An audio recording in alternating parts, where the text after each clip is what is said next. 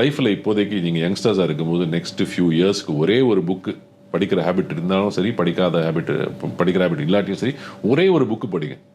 இந்த மார்கன் ஹவுசல்னு ஒருத்தர் இருந்து சைக்காலஜி ஆஃப் மணின்னு ஒரு புக் எழுதியிருக்காரு. தமிழ்லையும் இருக்குது, மற்ற லாங்குவேஜ்லையும் இருக்குது. அதை நீங்கள் படிங்க. அதில் வந்து இந்த காம்பவுண்டிங்கோட எஃபெக்ட், நீங்கள் சேவ் பண்ணுற ஒரு விஷயம் நீங்கள் நினச்சி கூட பார்க்க முடியாது அது எவ்வளோ வந்து க்ரோ ஆகும். அந்த காம்பவுண்டிங்கோட எஃபெக்ட், காம்பவுண்டிங்க்கு தேவையானது வந்து டைம். ஸோ நீங்கள் எவ்வளோ சீக்கிரம் ஆரம்பிக்கிறீங்களோ அவ்வளோ பணக்காரன் ஆக முடியும் உங்களால். ஹாய்ங்க, இன்னைக்கு நம்ம புக் சீரீஸில் என்ன புக்கை பற்றி பார்க்க போகிறோம் அப்படின்னு பார்த்தோன்னா the psychology of money. Aravind Swamy, A to D bro, நிறைய சக்ஸஸ்ஃபுல் பிஸ்னஸ் மேன்ஸ்லாம் பார்த்தோன்னா இந்த புக்கை தான் ரெக்கமெண்ட் பண்ணுறாங்க. அப்படி என்னதான் இருக்குது இந்த புக்கில் அப்படின்னு சொல்லிட்டு நான் உங்களுக்கு கிளியரான ஒரு சம்மரி தரேன். So before entering in to the video, இது வந்து ஒரு கம்ப்ளீட்லி ஸ்பாய்லர் அலர்ட். இது ஃபுல்லாகவே இந்த புக்கை பற்றியான எக்ஸ்ப்ளனேஷன் தான். ஸோ உங்களுக்கு ஃபுல் எக்ஸ்பீரியன்ஸ் வேணும் அப்படின்னா நீங்கள் இந்த புக்கை படித்தா மட்டும்தான் உண்டு. ஸோ இதில் 20 சாப்டர்ஸ் இருக்குது. இந்த 20 சாப்டர்ஸும் நான் எப்படி உங்களுக்கு கிளியராக ஒரு சம்மரி தரப்போகிறேன் அப்படின்னா ஒரு சாப்டரும் நம்ம கிளியராக அண்டர்ஸ்டாண்ட் பண்ணி நம்ம அடுத்தடுத்த வீடியோஸ் போஸ்ட் பண்ண போகிறோம். ஸோ மறக்காமல் நம்ம பேஜை ஃபாலோ பண்ணிக்கோங்க. ஸோ தட் இந்த சைக்காலஜி ஆஃப் மணியோட சம்மரி கிளியராக எக்ஸ்பிளனேஷனோடையே உங்களுக்கு மைண்டில் ரிஜிஸ்டர் ஆகிற மாதிரி நான் உங்களுக்கு சொல்லுவேன். ஸோ அப்போ தான் நம்மளுடைய யூடியூப் சேனலோடைய அல்காரிதம் உங்கள் கைக்கு வந்து ரீச் ஆகும். ஸோ மறக்காமல் நம்ம பேஜை ஃபாலோ பண்ணிவிட்டு உள்ளவாங்க. சைக்காலஜி ஆஃப் மணி புக்கில் பார்த்தீங்கன்னா 20 சாப்டர்ஸ் இருக்குது. இந்த 20 சாப்டர்ஸை நம்ம ஒவ்வொரு வீடியோவாக வந்து ஒரு சாப்டரை கவர் பண்ணுவோம். ஸோ இந்த வீடியோவில் பார்த்தோன்னா intro and no one cares அப்படின்ற சாப்டர்ஸை தான் நம்ம பார்க்க போகிறோம். First intro, the greatest show on earth. இதை பற்றி தான் நம்ம பார்க்க போகிறோம். ஆத்தர் வந்து ஒரு ஹோட்டலில் வேலண்ட்டாக வந்து சர்வ் பண்ணிட்டு இருக்கிறாரு. அப்போ வந்து ஒரு டெக்னாலஜி எக்ஸிக்யூட்டர்னு ஒருத்தர் வராரு. அவர் சச் அ ஜீனியஸ், ரொம்பவே நல்ல ஜீனியஸ். அவர் 20th செஞ்சுரியிலே பார்த்தோன்னா இந்த ஒய்ஃபைக்கான ரோட்டர்ஸோட பிளான்லாம் போட்டு நிறைய கம்பெனிஸ் விற்று நிறைய ப்ராஃபிட், நிறைய பிஸ்னஸ் மேன், நல்ல ஒரு நாலேஜபிள் மேனாக இருக்குது. நிறைய கட்டுக்கட்டான பணமும் இருக்குது. எனக்கு அந்த கட்டுக்கட்டான பணத்தை நான் பார்க்கணும் அப்படின்னு சொன்னால் அவர் வந்து காமிப்பார் எல்லாருக்கிட்டும். நிறைய கத்துவார், சத்தமாக பேசுவார் அந்த பாரில், ஹோட்டலில். நான் என்கிட்ட இவ்வளோ பணம் இருக்குது, அவ்வளோ பணம் இருக்குதுன்னு சொல்லி நிறைய கத்தி கூப்பாடுவார். அந்த டெக்னாலஜி எக்ஸிக்யூட்டர் அந்த சர்வெண்ட்டிட போய்ட்டு அந்த டவுன் ஷாப்பில் வந்து ஒரு கோல்டு ஷாப் இருக்குது, அங்கே போய்ட்டு நீ $1000 கோல்டு காயின்ஸ் வாங்கிட்டு வா அப்படின்றாரு. அவரும் வாங்கிட்டு வந்து கொடுக்குறாரு. அந்த டெக்னாலஜி எக்ஸிக்யூட்டர் அவரோட ஃப்ரெண்டுங்க பார்த்தோன்னா பசிபிக் ஓஷனை நோக்கி அந்த கல்லுங்கள் படாமல் கோல்டு காயின்ஸை வந்து ஒன்று ஒன்றா கடலில் வந்து தூக்கி போட்டு விளையாடுறாங்க. ஒரு நாள் என்ன ஆகுது அப்படின்னா, அந்த தங்கியிருக்கிற ஹோட்டலில் பார்த்தோன்னா இவர் பல்பை வந்து ஆக்சிடென்டலாக உடச்சிடுறாரு. உடச்சிட்ட பிறகு மேனேஜர் வந்து சொல்கிறாரு, சார் இந்த மாதிரி இது வந்து $500 ஆகும் சார், இது நீங்கள் தான் பே பண்ணணும் அப்படின்ட்டு வந்து ஜென்ரலாக கைண்டாக சொல்கிறாரு. பட் இவர் என்ன ரிப்ளை பண்ணுறாரு அப்படின்னா, $500 தானே, இந்தா $5000 என்ன வேணுமோ வச்சுக்கோ, இனிமேல் என்ன இன்சல்லாம் பண்ணாது அப்படின்னு சொல்லி மூஞ்சாலாச்ச மாதிரி சொல்லிடுறாரு. ஸோ நீங்கள் இந்த இடத்துல ஒன்று நினச்சிருக்கலாம், எப்படி இந்த மாதிரி ஆளுங்கிட்டலாம் காசு நிலச்சி இருக்கும் அப்படின்னு சொல்லிட்டு. ஆமாம், அது உண்மை தான். என்ன தான் அவர் வந்து ஒரு ஜீனியஸாக இருந்தாலும், என்னதான் அவர்கிட்ட நிறைய கட்டுக்கட்டான பணம் இருந்தாலும் அவர் நல்லா வாழ்ந்துருக்கலாம் அவர் வாழ்க்கையில். அதுக்கப்புறமேட்டு அவர் நிறைய ப்ராப்ளம்ஸை ஃபேஸ் பண்ணி அந்த பணத்தெல்லாம் இழந்துட்டார். அதுக்கப்புறம் அவர் போராகவே போயிட்டார். ஸோ இதுலேருந்து நான் உங்களுக்கு என்ன சொல்ல வரேன் அப்படின்னு பார்த்தோன்னா, நீங்கள் எவ்வளோ ஸ்மார்ட்டாக இருக்குன்றது முக்கியம் இல்லை, அந்த பணத்தை வச்சு நீங்கள் எப்படி பிஹேவ் பண்ணுறீங்க அப்படின்றது தான் முக்கியம். என்ன தான் நீங்கள் வந்து ஒரு ஸ்மார்ட்டஸ்ட் காயாக இருந்தாலும் ஒரு பிஹேவியர் நீங்கள் கண்ட்ரோல் பண்ணல அப்படின்னா அது கண்டிப்பாக பண இழப்பிட உருவாக்கும் அப்படின்னு சொல்லிட்டு நம்ம ஆத்தர் கிளியராக எக்ஸ்பிளைன் பண்ணுறாரு. அப்படியே ஒரு ஆப்போசிட்டில் பார்த்தோன்னா, ஒரு ஏழை, அவருக்கு என்னதான் வந்து ஒரு ஸ்மார்ட் திங்கிங் இல்லைனா கூட அவருடைய பிஹேவியர் வந்து ரொம்பவே சூப்பராக இருக்கும். அந்த மாதிரி தான் வந்து ரொனால்டு ஜேம்ஸ் ரீட் அப்படின்ற ஒரு கேரக்டர் வருது. ஸோ இவர் வந்து பார்த்தோன்னா ரொம்பவே பணக்கார ஃபேமிலியில் பிறக்காமல் ரொம்ப லோவஸ்ட் ஃபேமிலியில் தான் பிறகுறாரு. லைப்ரரியில் படித்து தான் அவர் வந்து அவர் ஃபேமிலியில் ஃபஸ்ட்டு கிராஜுவேட் ஆகிறாரு. இவருக்கு 25 இயர்ஸாக வந்து கேஸ் ஸ்டேஷனில் வந்து ஒர்க் பண்ணுறாரு. நெக்ஸ்ட் 17 இயர்ஸாக வந்து ஃப்ளோரை க்ளீன் பண்ணுற வேலை செய்கிறாரு.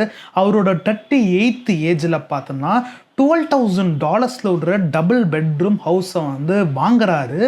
இவருக்கு ஃபேமஸான ஹாபி என்ன அப்படின்னு பார்த்தோன்னா மரத்தை வெட்டுறது தான் இவரோட ஃபேமஸான ஹாபி அப்படின்றாரு. அட் தி ஏஜ் ஆஃப் 50 அவரோட ஒய்ஃப் வந்து இறந்து போகிறாரு. அதுக்கப்புறம் பார்த்தோன்னா இவர் எப்போ இறந்து போகிறாரு அப்படின்னா அட் தி ஏஜ் ஆஃப் 92 இறந்து போகிறாரு. 2014 அமெரிக்காவில் 28 lakh பீப்புள்ஸ் வந்து இறந்து போகிறாங்க. அதில் 4000 பீப்புள்ஸ் வந்து பார்த்தோன்னா அவங்க கையில் எவ்வளோ இன்கம் இருந்துச்சு அப்போது அப்படின்னா $8 million. அதில் நம்ம ஏழையாக பிறந்த ரொனால்டு ஜேம்ஸ்ன்ற ஒரு கேரக்டரும் வந்து பார்த்தோன்னா அந்த டாப் 4000 பீப்புள்ஸில் இவரும் ஒன் ஆஃப் த மில்லியனராக இருந்துறாரு. எப்படா ஒரு ஏழையாக பிறந்துட்டு அவ்வளோ மில்லியன் கணக்கான டாலர்ஸ் வந்து இருக்குது அவர் கையில் அப்படின்ட்டு ஒரு கேள்வி. அதுக்கப்புறமேட்டு அவர் எப்போ இறந்து போகிறாரோ அப்போ வந்து ஒரு பேப்பரில் எழுதிட்டு போகிறாரு, $2 மில்லியன் வந்து ஆர்ஃபனேஜுக்கு தரணும், $6 மில்லியன் வந்து லோக்கல் ஹாஸ்பிட்டல் அண்ட் லைப்ரரிக்கு வந்து தரணும் அப்படின்னு சொல்லிட்டு அவர் எழுதிட்டு போகிறாரு. ரொனால்டு ஜேம்ஸ் ரெட் இவரை பற்றி தெரிஞ்சவங்க நிறைய பேர் வந்து ஒரு கொஷின் மார்க் வந்துச்சு, எப்படி ஒரு ஏழையாக பிறந்துட்டு எப்படி ஒரு $8 மில்லியன் வந்து இவர் இறந்து போக சொல்ல வந்து கிடச்சிச்சு அப்படின்ட்டு ஒரு சர்ப்ரைசிங்காகவே நிறைய ஒரு கொஷின்ஸு.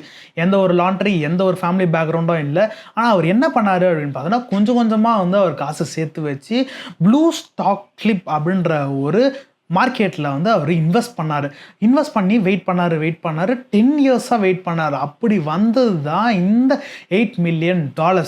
இந்த ரொனால்டு ஜேம்ஸ் இறந்து போகிறதுக்கு முன்னாடி பார்த்தீங்கன்னா ரிச்ன்ற ஒருத்தர் வராரு. One of the luxurious man. எந்த பிஸ்னஸில் கை வச்சாலும் சக்ஸஸ் தாவுமே கண்டி ஃபெயிலியர்ன்ற ஒரு வார்த்தைக்கே வராது. அந்த அளவுக்கு சக்ஸஸ்ஃபுல் ரேட் அதிகம் உள்ள இருக்கிற one of the business man வராரு. இவர் என்ன பண்ணுறாருன்னா ஒரு வீடை வாங்குறாரு. 18,000 ஸ்கொயர் ஃபீட்டில் ஒரு வீடு, 11 பாத்ரூம்ஸ், 2 லிஃப்ட்டு, 2 ஸ்விம்மிங் பூல்ஸ், 7 கெரேஜ், இந்த மாதிரி ஒரு வீடை வந்து கட்டுறாரு. லோனில் தான் கட்டுறாரு. இதை மெயின்டைன் பண்ணுறதுக்கே மந்த்லி $90,000 வந்து அவர் பண்ணியே ஆகணும். ஸோ இதுக்கு வந்து அவர் பேங்க்கு கிட்ட அந்த லோன் வாங்குறாரு. ஒரு கட்டத்தில் பார்த்தோன்னா அவரோட பிஸ்னஸில் பார்த்தோன்னா ஃப்ளாப் ஆகுது. அவர் என்ன தான் வந்து கோடீஸ்வரனாக இருந்தாலும் அப்படியே மணி வந்து அப்படியே இறங்கிட்டே போகுது. அந்த வீட்டை மெயின்டைன் பண்ணுற அளவுக்கு கூட காசு இல்லை. பேங்க்லேருந்து பார்த்தோன்னா லோன் இன்ட்ரெஸ்ட் அந்த மாதிரி வந்துகிட்டே இருக்குது. அவரால் கட்ட முடியல. ஒரு கட்டத்தில் பார்த்தோன்னா அவருக்கு கோர்ட்டுக்கிட்ட போயிட்டு என்கிட்ட எந்த ஒரு இன்கம்மே இல்லை அப்படின்னு சொல்லி ஒரு கட்டத்தில் நிற்கிறாரு. ஸோ இந்த வீட்டை வந்து பேங்க் கையில் கொடுத்துட்டு அவர் சரண்டர் ஆகிட்டு வெளியே வந்துட்டார். ஸோ என்ன தான் வந்து அவர் ஒரு லக்ஸூரியஸ் மேனாக இருந்தாலும் ஒரு தூசி தட்டு போயிடுச்சு. எதனால்? அந்த லோனால். ஸோ ரொனால்டு ஜேம்ஸ் என்ன பண்ணார்? காசை ஏர்ன் பண்ணார், அதை இன்வெஸ்ட் பண்ணார், வெயிட் பண்ணார். 10 வருஷம் வெயிட் பண்ணி அதை இன்வெஸ்ட் பண்ணி அவர் இறந்து போகிற காலகட்டத்தில் அது எல்லாருக்குமே வந்து கொடுத்துட்டு போயிட்டார். பட் அதே நம்ம இந்த பக்கம் ரிச்சர்ட் எடுத்தோம் அப்படின்னு பார்த்தோன்னா அவர் லக்ஸூரியஸ் மேனாக தான் இருந்தார்.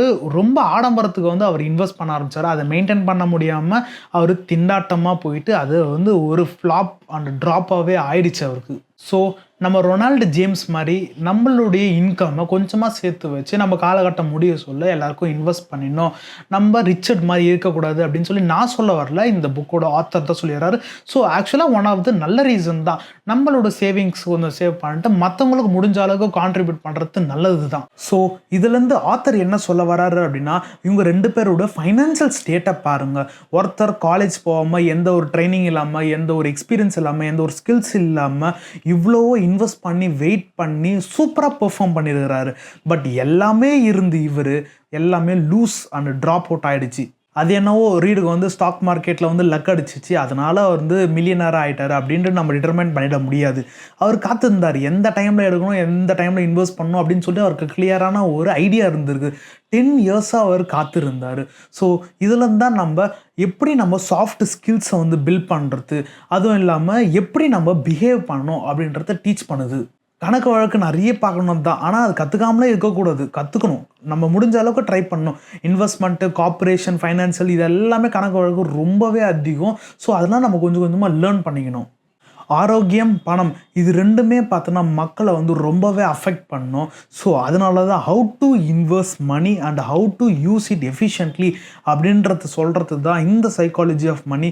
இதில் 20 சாப்டர்ஸ் இருக்குது. இதில் ஃபஸ்ட்டு சாப்டர் தான் no one's crazy. Chapter 1 no one's crazy. இது ஆத்தர் சொன்ன வழியிலே நான் உங்களுக்கு சொல்லிடுறேன். நான் உங்களுக்கு ஒரு பிரச்சனை சொல்கிறேன். அந்த பிரச்சனையிலேருந்து நீங்கள் இந்த மாதிரி ஒரு திங்கிங்கில் இருக்க மாட்டீங்க.